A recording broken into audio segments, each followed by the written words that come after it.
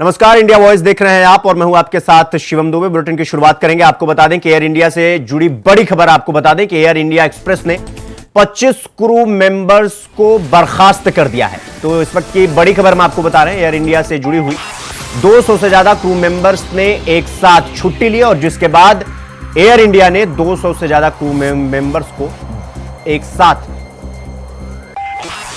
बर्खास्त कर दिया है और आज भी कई उड़ानें रद्द कर दी गई हैं, कैंसिल कर दी गई। तो इस वक्त की बड़ी खबर हम आपको बता रहे हैं कि एयर इंडिया से जुड़ी हुई बड़ी खबर, एयर इंडिया एक्सप्रेस ने 25 क्रू मेंबर्स को बर्खास्त किया है और 200 से ज्यादा क्रू मेंबर्स ने एक साथ छुट्टी ली। इसके बाद 200 से ज्यादा क्रू मेंबर्स में से 25 को बर्खास्त कर दिया गया है। तो 25 क्रू मेंबर्स एक साथ छुट्टी लेने की वजह से इनका कॉन्ट्रैक्ट रद्द कर दिया गया और इन्हें बर्खास्त कर दिया गया। आज भी कई उड़ानें कैंसिल हुई हैं, रद्द हुई हैं। तो एयर इंडिया से जुड़ी हुई ये बड़ी खबर हम आपको बता रहे हैं, जहां पर 25 क्रू मेंबर्स को बर्खास्त कर दिया है एयर इंडिया ने।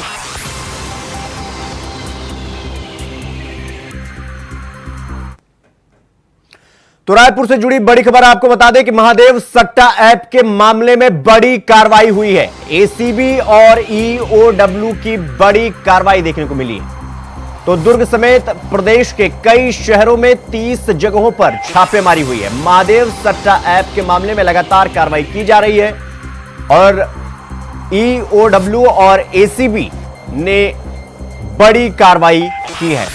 तो महादेव सट्टा ऐप का मामला लगातार सुर्खियों में बना रहता है और अब इस पर एसीबी और ईओडब्ल्यू की बड़ी कार्रवाई हुई है। दुर्ग समेत प्रदेश के कई शहरों में 30 जगहों पर छापेमारी की गई है। तो लगातार जिस तरीके से एजेंसियां जांच कर रही हैं और महादेव सट्टा ऐप के मामले में पिछले कई महीनों से एजेंसियां इस मामले के सुराग तक और इस मामले की जड़ तक जाने के प्रयास में लगी हुई हैं और अब एसीबी और ईओडब्ल्यू ने बड़ी कार्रवाई की है महादेव सट्टा ऐप के मामले में। इस खबर पर हमारे साथ हमारे सहयोगी मनोज शुक्ला हमारे साथ जुड़ गए हैं। मनोज, जिस तरीके से एसीबी और ईओडब्ल्यू की बड़ी कार्रवाई देखने को मिली है और क्या कुछ खबर आपके पास, क्या जानकारी? जी मैम, आपको बता दें एसीबी और ईओडब्ल्यू की ये बड़ी कार्रवाई छत्तीसगढ़ में सुबह से देखने को मिली है और आपको एक महत्वपूर्ण बात इसमें बता दें कि 30 जगहों पर एसीबी और ईओडब्ल्यू की संयुक्त टीम की कार्रवाई ये आज सुबह 5 बजे से जारी है और इसमें कई बातें सामने निकल कर आ रही हैं कि इसमें महादेव सट्टा ऐप जो छत्तीसगढ़ का एक बहुत ही बड़ा मामला सामने चल रहा है। ये कई वर्षों से इस मामले में लगातार राजनीति भी हो रही है। ऐसे में जो है ईओडब्ल्यू और एसीबी की ये जो बड़ी कार्रवाई आज देखने को मिली है और इसमें सबसे महत्वपूर्ण बात ये निकलकर इसमें महादेव सट्टा ऐप में जो आरोपी अभी जेल में बंद है उसको कुछ दिन पहले जो है एसीबी और ईओडब्ल्यू ने रिमांड पर लिया था। तो उन्हीं अपराधियों से पूछताछ के दौरान इन सब नामों का खुलासा हुआ है, जहां पर ये कार्रवाई आज लगातार 30 जगहों पर चल रही है। जी मनोज, एक सवाल ये कि कार्रवाई कितने बजे से शुरू हुई है और दुर्ग समेत और कौन कौन से जगह है जहां पर एसीबी और ईओडब्ल्यू ने अभी तक कार्रवाई की है और क्या कुछ अभी तक उनके हाथ लगा? जी शिवम, आपको बता दें शिवम की राजधानी रायपुर समेत दुर्ग, भिलाई, कांकेर ऐसे कई जगहों तमाम 30 जगहों पर ये कार्रवाई लगातार अभी सुबह 5 बजे से ये पूरी टीम एसीबी और ईओडब्ल्यू की संयुक्त टीम की कार्रवाई और इसमें भारी सुरक्षा बल भी साथ में तैनात है और ऐसे में माना जा रहा अभी खुलासा नहीं हो पा रहा है क्योंकि अभी कार्रवाई लगातार जारी है। और राजधानी की बात करें तो राजधानी में एक पुलिस विभाग के एसआई है, उनके यहाँ ये रेड अभी संतोषी नगर स्थित उनका मकान है जहाँ पर कार्रवाई चल रही है और ऐसे में अभी ये खुलासा नहीं हो पाया है कि कहाँ से क्या चीज की बरामदगी हो पाई है। जी मनोज, देखिए ये महादेव सट्टा ऐप का ये जो मामला है ये कई महीनों से लगातार चल रहा है और इसमें गिरफ्तारियां भी हुई हैं। तो जिस तरीके से अब एसीबी और ईओडब्ल्यू ने इतनी बड़ी कार्रवाई की है, क्या ये कार्रवाई आगे बढ़ती हुई दिखाई देगी? क्या एसीबी और ईओडब्ल्यू जो एजेंसियां हैं इनका जो ये सिकंजा है वो लगातार इसी तरीके से हमें देखने को मिलेगा? जी आपको बता दें शिवम कि ये जो महादेव सट्टा ऐप का मामला है ये अंतरराष्ट्रीय मामला हो चुका है। इसके जो बड़े इसमें कहा जा सकता है बड़ी मछलियां जो हैं वो विदेशों में बैठी हुई हैं, वहाँ से इसको संचालन किया जा रहा है अभी इसमें मामले में कई खुलासे सामने आते जा रहे हैं कि इसमें 100 रुपए में इसका ऐप बांटा जा रहा है, जो नवयुवक लोग खरीद कर पैसा कमाने के एक जरिया बना लिए हैं। ऐसे में नवयुवकों के भविष्य से खिलवाड़ भी महादेव सट्टा ऐप के माध्यम से हो रहा है। तो निश्चित रूप से इसमें और एक महत्वपूर्ण बात इसमें बता दें कि आज जो एसीबी और ईओडब्ल्यू कार्रवाई कर रही, इससे पहले भी ईडी ने इस पर कार्रवाई कर दिया था और उसको ईडी ने फिर ईओडब्ल्यू और एसीबी को जांच के लिए आदेश दिया था कि आप लोग अपने स्तर पे इस पे जांच करें कि इसमें क्या मामला है इसमें। जी मनोज, जिस तरीके से अब देखा जाए तो पहले इन्फोर्समेंट डायरेक्टरेट यानी ईडी, इसके बाद फिर एसीबी, इसके बाद ईओडब्ल्यू, तो एक बात तो साफ जाहिर है कि महादेव सट्टा ऐप के मामले में बहुत बड़ा एक गिरोह है, एक बड़ी साजिश है जो लगातार एजेंसियों के निशाने पर बना हुआ है। जी जी बिल्कुल बिल्कुल शिवम, आप इसमें एक चीज ये देखिए कि इसमें कई बड़े ज्वेलर्स का भी नाम, सहेली ज्वेलर्स जो पूरे देश में उनकी शाखाएं हैं, ऐसे तमाम अलंकार ज्वेलर्स हैं और ये बड़े बड़े ज्वेलर्स पूंजीपतियों का हाथ इसमें सामने निकल कर आ रहा है। तो ऐसे में माना जा रहा है कि कहीं न कहीं ये महादेव सट्टा ऐप का मामला पूरे देश ही नहीं बल्कि ये अंतर्राष्ट्रीय बन चुका है और इस पर कड़ी कार्रवाई होनी भी चाहिए। जी जी मनोज, एक जैसा कि आपने कहा कि इसमें बड़े बड़े कारोबारी, बड़े बड़े बिजनेसमैन तक इन्वॉल्व हैं और शायद यही वजह है कि ईडी से लेकर एसीबी और ईओडब्ल्यू तक लगातार इसके पीछे लगे हुए हैं। तो क्या इसमें हमें कुछ और गिरफ्तारियां होती हुई दिखाई दे रही हैं, कुछ और बड़े नाम हैं जो सामने निकल कर आ सकते हैं? जी जी बिल्कुल बिल्कुल शिवम, आपको बता दें कि सीबी और ईओडब्ल्यू की तरफ से इसमें कई बड़े अधिकारियों को भी सम्मन जारी किया गया है, उनसे पूछताछ के लिए उनको बुलाया गया है। फिलहाल अभी वो लोग सीबी और ईओडब्ल्यू ऑफिस नहीं आ पाए हैं, लेकिन निश्चित रूप से कहीं पूछताछ और इसमें काफी लोगों की गिरफ्तारियां भी होना संभव बताया जा सकता है। जी अब मनोज, एसीबी और ईओडब्ल्यू की जो कार्रवाई चल रही है ये कितनी देर तक चल सकती है? आपके पास कोई अनुमान, कोई अंदाजा? जी शिवम, अभी इस मामले में कोई किसी भी प्रकार का अपडेट नहीं आया है और अभी तक लगातार कार्रवाई सभी जगहों पर जारी है और बताया जा रहा है कि इसमें बड़े खुलासे आज शाम तक भी हो सकते हैं। जी मनोज, बहुत बहुत धन्यवाद आपका हमारे साथ जुड़ने के लिए और जानकारी को हमारे साथ साझा करने के लिए।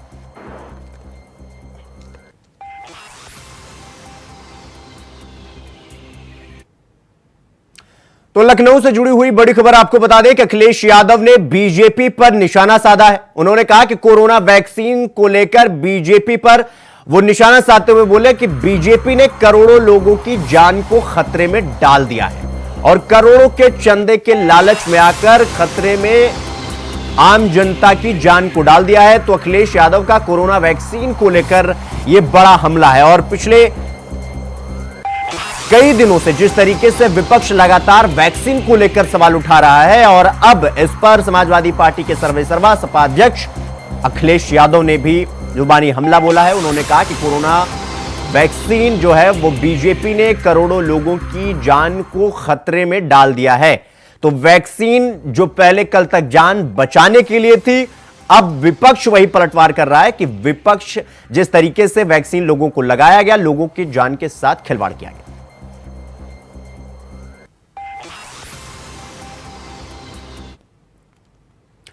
तो अमेठी से जुड़ी बड़ी खबर आपको बता दें कि कैबिनेट मंत्री स्वतंत्र देव सिंह का आज अमेठी दौरा है। शाम 4 बजे करीब अमेठी के कैथल बाजार पहुंचेंगे और बीजेपी प्रत्याशी स्मृति ईरानी के लिए चुनाव प्रचार प्रसार करेंगे। तो कैबिनेट मंत्री स्वतंत्र देव सिंह का आज अमेठी दौरा है। शाम 4 बजे के करीब वो अमेठी के कैथल बाजार में पहुंचेंगे, जहां पर भारतीय जनता पार्टी की मौजूदा सांसद और सांसद उम्मीदवार स्मृति ईरानी के लिए आज प्रचार प्रसार करेंगे कैबिनेट मंत्री स्वतंत्र देव सिंह। तो शाम 4 बजे करीब आसपास अमेठी के करीब पहुंचेंगे, शाम 4 के आसपास, और बीजेपी प्रत्याशी के लिए चुनाव प्रचार करेंगे। तो कैबिनेट मंत्री स्वतंत्र देव सिंह का आज अमेठी दौरा है, जहां पर वो स्मृति ईरानी के लिए आज चुनाव प्रचार करेंगे। तो लगातार जिस तरीके से अब मध्य प्रदेश से मुख्यमंत्री से लेके और बड़े बड़े नेता स्मृति ईरानी के पक्ष में चुनाव प्रचार करने पहुंच रहे हैं,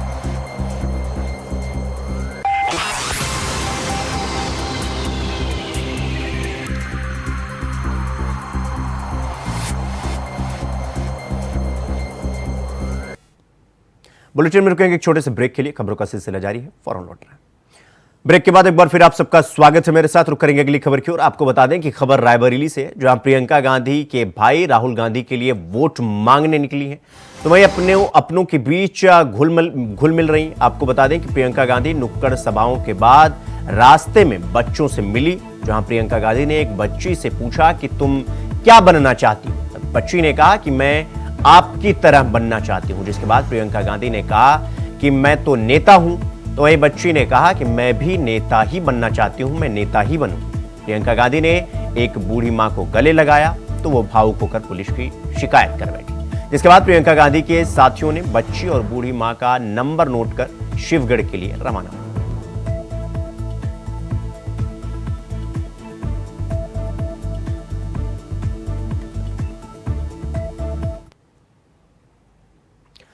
खबर मैनपुरी से है, जहां खून से लथपथ युवक का शव मिला, तो वहीं शव के पास तमंचा भी पड़ा हुआ मिला। युवक के शव मिलने से इलाके में हड़कंप मच गया। गोली मारकर आत्महत्या की आशंका फिलहाल इस मामले में जताई जा रही है। वहीं सूचना मिलते ही मौके पर पहुंची पुलिस ने शव को कब्जे में लेकर पोस्टमार्टम के लिए भेज दिया और आगे की कार्रवाई में जुट गई।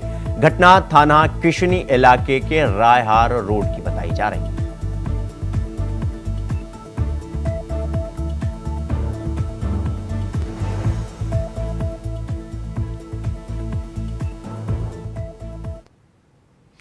खबर बरेली से है, जहां संदिग्ध परिस्थितियों में दो सगी बहनों की मौत हो गई, जिससे परिवार में कोहराम मच गया।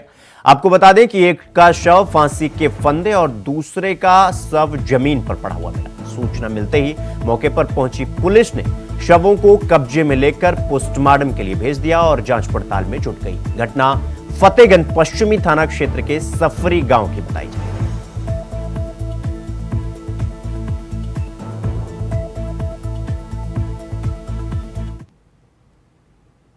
खबरों में आगे बढ़ेंगे। खबर सिद्धार्थनगर से है, जहां पुलिस और इनामी बदमाश के बीच मुठभेड़ हो गई। मुठभेड़ के बाद बदमाश को गोली लगने से बदमाश घायल हो गया। तभी पुलिस ने घायल बदमाश को इलाज के लिए जिला अस्पताल में भर्ती कराया। घायल बदमाश के कब्जे से अवैध हथियार भी बरामद हुए हैं। मामला खुनुआ बॉर्डर के बजहा मार्ग सिखुइया गांव के पास का बताया जाता है।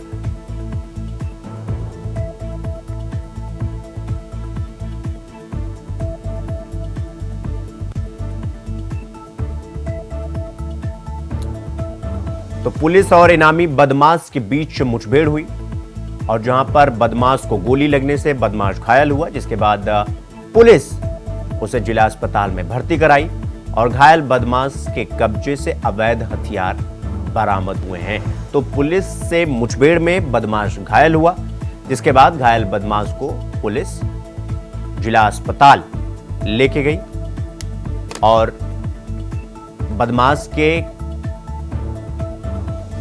पास से अवैध हथियार भी पुलिस को बरामद हुए हैं।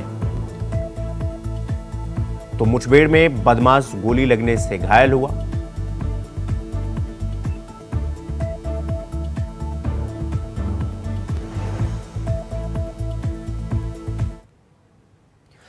तो लखनऊ से बड़ी खबर आपको बता दें कि बहुजन समाज पार्टी पर अखिलेश यादव का बड़ा हमला। मायावती पर अखिलेश यादव ने तंज कसा है। उन्होंने कहा कि बीएसपी को देकर वोट खराब ना करें। यानी समाजवादी पार्टी के अध्यक्ष अखिलेश यादव ने बहुजन समाज पार्टी पर हमला बोलते हुए कहा कि बहुजन समाज पार्टी को वोट देकर अपना मत खराब ना करें। यानी कि जो वोटर बहुजन समाज पार्टी को वोट देने जा रहा है वो उन्हें वोट ना दे, क्योंकि उन्हें वोट देकर आप अपना वोट खराब करेंगे। ये कहना है समाजवादी पार्टी के अध्यक्ष अखिलेश यादव का। तो लखनऊ से ये बड़ी खबर हम आपको बता रहे हैं, जहां पर अखिलेश यादव ने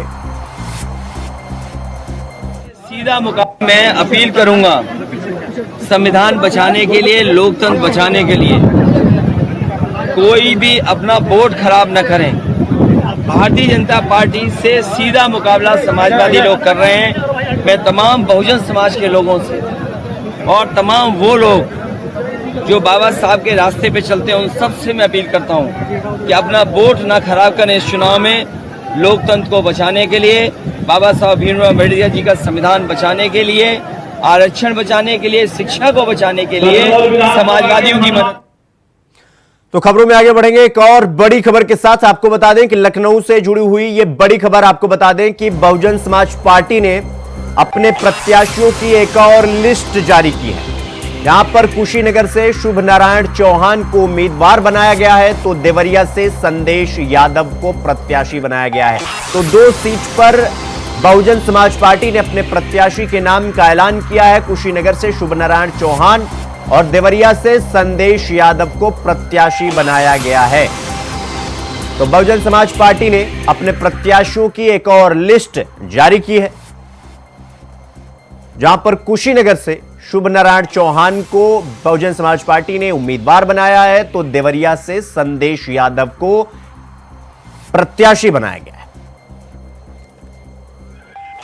इस खबर पर हमारे साथ हमारे सहयोगी मोहम्मद आसिफ हमारे साथ जुड़ गए हैं। आसिफ, 3 चरण का चुनाव बीत चुका है और अब बहुजन समाज पार्टी ने कुशीनगर से शुभ नारायण चौहान और देवरिया से संदेश यादव को प्रत्याशी बनाया है। क्या समझते हैं ये इस मामले में? जी बिल्कुल सीएम, आज बसपा प्रमुख मायावती की एक और सूची प्रत्याशियों की जारी हुई, जिसमें कुशीनगर और देवरिया सीट पर बसपा प्रमुख मायावती ने अपने प्रत्याशी उतार दिए हैं। और इस लिस्ट से कहीं न कहीं समाजवादी पार्टी के साथ साथ आरएसएस की प्रमुख स्वामी प्रसाद मौर्य की भी टेंशन बढ़ाने वाली यह सूची है।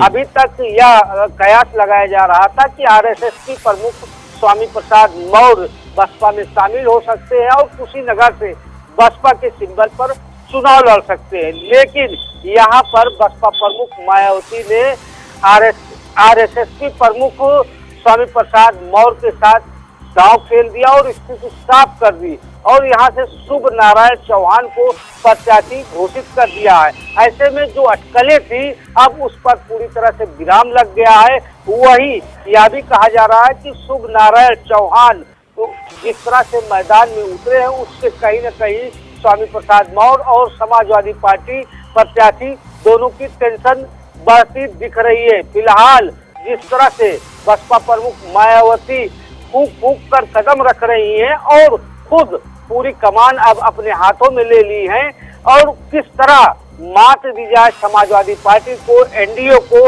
यह भी पूरा ध्यान रखते हुए बसपा प्रमुख मायावती जिस तरह से उनका चुनाव निशान हाथी है और मदमस्त हाथी जिस तरह चलता है, उसी तरह बसपा प्रमुख मायावती एक एक प्रत्याशी हर सीट पर उतार रही हैं। जी आसिफ, कुशीनगर से शुभ नारायण चौहान को और देवरिया से संदेश यादव को प्रत्याशी बनाया बहुजन समाज पार्टी ने। और खबर यह भी थी, जैसा आपने बताया, कि राष्ट्रीय सोशलिस्ट समाज पार्टी के जो अध्यक्ष हैं स्वामी प्रसाद मौर्य, वो बहुजन समाज पार्टी में शामिल हो सकते हैं, लेकिन ऐसा हुआ नहीं। यानी कि मायावती ने एक चीज तो साफ कर दिया कि एकला चलो रे वाला फॉर्मूला है उनका, कि अकेले चलेंगे और अकेले चुनाव लड़ेंगे। तो क्या अब कुशीनगर से शुभ नारायण चौहान स्वामी प्रसाद मौर्य को टक्कर देंगे? क्या इस बात से चिंता बढ़ी होगी स्वामी प्रसाद मौर्य की? जी बिल्कुल शिवम, जिस तरह से बसपा प्रमुख मायावती ने आरएसएस की प्रमुख स्वामी प्रसाद मौर्य के सामने एक ऐसा प्रत्याशी उतार दिया है जो बैकवर्ड से भी आता है और उसकी खासा पकड़ कहा जा रहा है कि कुशीनगर में है, मजबूत पकड़ है। ऐसे में स्वामी प्रसाद मौर्य के सामने कई चुनौतियां भी आ सकती है। वहीं देवरिया सीट की बात करें तो देवरिया सीट पर बसपा प्रमुख मायावती ने यादव कार्ड खेलते हुए कहीं न कहीं अखिलेश यादव को भी झटका दे रही है। नहीं आसिफ, एक सवाल ये भी है ना कि चाहे हम कुशीनगर की बात कर लें, देवरिया की बात कर लें, मायावती अपनी तरीके से पूरी चाल चल रही है, लेकिन अभी आज ही अखिलेश यादव का बयान था कि बहुजन समाज पार्टी को वोट मत दें, क्योंकि आप उन्हें वोट देंगे तो आप अपना वोट खराब करेंगे। यानी अखिलेश यादव तो इस काबिल भी नहीं समझ रहे हैं कि अगर आप बहुजन समाज पार्टी को वोट देंगे तो वो चुनाव में टक्कर दे भी सकते हैं। ये तो वो मानने से भी इंकार कर रहे हैं। जी बिल्कुल शिवम, जिस तरह से अखिलेश यादव और मायावती के बीच अब जुबानी जंग भी तेज हो गई है, जहां एक तरफ बसपा प्रमुख मायावती ने अखिलेश यादव पर बड़ा प्रहार किया और यह भी एक्स पर लिखा कि अखिलेश यादव को उनके प्रत्याशियों की चिंता करने की कोई जरूरत नहीं है और वह अपने प्रत्याशियों को देखे। तो उनका साफ संदेश था। जिस तरह से अखिलेश यादव ने पलटवार किया था, उसका जवाब बसपा प्रमुख अखिलेश यादव के जवाब को मायावती ने पूरी तरह से सधे अंदाज में दे दिया। हालांकि बसपा प्रमुख जी आसिफ, आपका बहुत बहुत धन्यवाद हमारे साथ जुड़ने के लिए और जानकारी साझा करने के लिए। तो बहुजन समाज पार्टी ने 2 सीट पर अपने प्रत्याशी उतारे हैं, कुशीनगर और देवरिया। अगली खबर मथुरा से है, जहां दर्शन करने आए 14 श्रद्धालु फूड पॉइजनिंग के शिकार हो गए। श्रद्धालुओं की हालत बिगड़ने पर वृंदावन के सीएचसी में उनको भर्ती कराया गया है। सीएमएस डॉक्टर विनीत यादव ने बताया कि देर रात खाने में पनीर का आइटम खाने के बाद श्रद्धालुओं की तबीयत अचानक बिगड़ी। मरीजों में 13 महिला और 1 पुरुष है, जिसमें से कुछ श्रद्धालुओं को फिलहाल डिस्चार्ज कर दिया गया है। हमारे यहाँ सुबह 6 बजे करीब 14 लोग फूड पॉइजनिंग के शिकार आए हैं, जो बिरला मंदिर के पास एक धर्मशाला में रुके हुए थे और ये लोग सीकर राजस्थान के मूल निवासी हैं। इसमें 14 में 13 महिलाएं थीं और 1 पुरुष हैं। सारे इन्हीं लोगों ने बताया कि हमने रात को सब्जी में पनीर खाया था, तब से उनके पेट दर्द और लूज मोशन और वॉमिटिंग की शिकायत से आए थे। अभी अस्पताल में करीब कितने लोग एडमिट हैं? अभी हमारे पास 3 पेशेंट बचे हुए हैं और बाकी ठीक हो गए हैं और उन्हें अपनी मर्जी से, चूंकि उनकी बस थी तो अपनी मर्जी से चले गए हैं और उन्हें रास्ते के लिए कोई दिक्कत ना हो इसलिए उन्हें दवा, मेडिसिन किट, ORS वगैरह दे दिए गए। देखिए, जो जानकारी में आया है, बिरला मंदिर धर्मशाला है, वहाँ पर राजस्थान सीकर से कुछ लोग आए हुए थे जो वहाँ रात में रुके थे। रात में उन लोगों ने वहाँ भोजन किया, उसके बाद उसमें से 10 लोगों की तबीयत कुछ ख़राब हुई, उनको वोमिटिंग और लूज मोशन की शिकायत हुई थी। जो हमारा वृंदावन में सौसैया हॉस्पिटल, वहाँ वो लोग एडमिट हुए थे, जिसमें से 4 लोग अब डिस्चार्ज होकर के चले गए हैं। अभी 6 लोग हैं, सभी की स्थिति सामान्य है, सब कहीं कोई मतलब अप्रिय स्थिति नहीं है। इस बारे में जो हमारी खाद्य टीम है उसको मैंने अभी रवाना किया हुआ है कि बिरला मंदिर में जाकर के देखें किस तरह की घटना क्यों हुई है। कहीं ऐसा तो नहीं है कि जो उनका कहना है कि पनीर आदि की सब्जी रात में खाए थे उससे प्रॉब्लम हुई है। तो जो भी है कारण, उसके कारण को हम लोग देखते हैं क्या क्या कारण है और भविष्य में इस तरह की घटना न हो, इसके लिए हम लोग प्रयास। इसके तो बुलेटिन में फिलहाल अभी के लिए बस इतना ही। देश और दुनिया की तमाम खबरों को देखने के लिए देखते रहिए इंडिया वॉइस। नमस्कार।